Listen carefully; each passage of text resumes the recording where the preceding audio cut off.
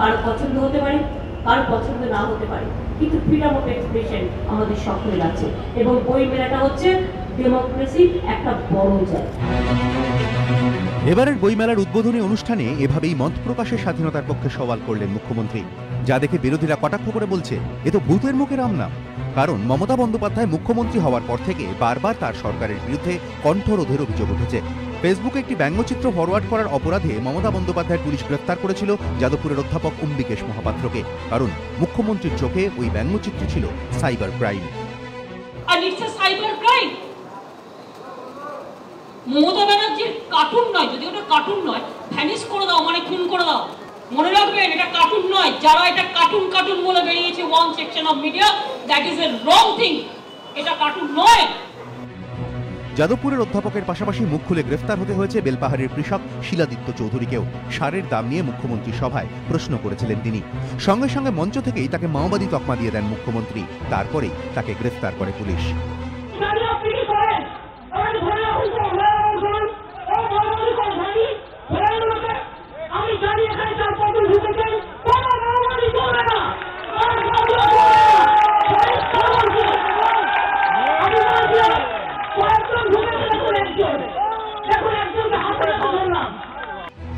বেলপাহাড়ির শিলাদিত্যকে মাওবাদী বলার পর অপ্রিয় প্রশ্ন করায় প্রেসিডেন্সির ছাত্রী তানিয়া ভারদ্বাজকেও মাওবাদী সিপিএম তকমা দিয়েছিলেন মুখ্যমন্ত্রী।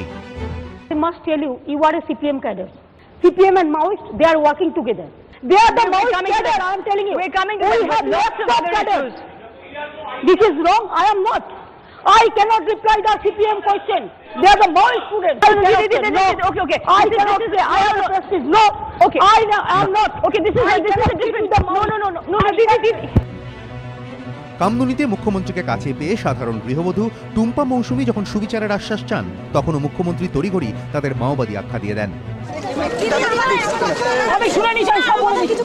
আপনি বেশি কথা বলবেন না, অনেক হচ্ছে। কোনো রাজনীতি করবেন না। রাজনীতি করছে এখানে।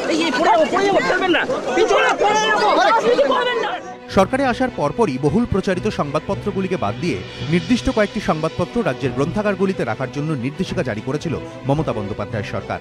সেখানেই না থেমে সম্প্রতি রাজ্য প্রশাসনের সদর দপ্তর নবান্নে সংবাদ মাধ্যমের গতিবিধি নিয়ন্ত্রণ করারও চেষ্টা করেছে তৃণমূল সরকার। এসব দেখে শুধু বিরোধীরা নয়, বিভিন্ন মহলই মমতা সরকারের বিরুদ্ধে কণ্ঠরোধের অভিযোগে সরব। এই প্রেক্ষাপটে বইমেলার উদ্বোধনী অনুষ্ঠানে মুখ্যমন্ত্রী যেভাবে মত প্রকাশের স্বাধীনতার পক্ষে সওয়াল করলেন, তা দেখে বিরোধীরা কটাক্ষ করে বলছে মুখ্যমন্ত্রীর মুখে এ তো উল্টো সুর। বইমেলায় এক আর নবান্নয় আর এক। কৃষ্ণেন্দু অধিকারী, এবিপি আনন্দ, কলকাতা।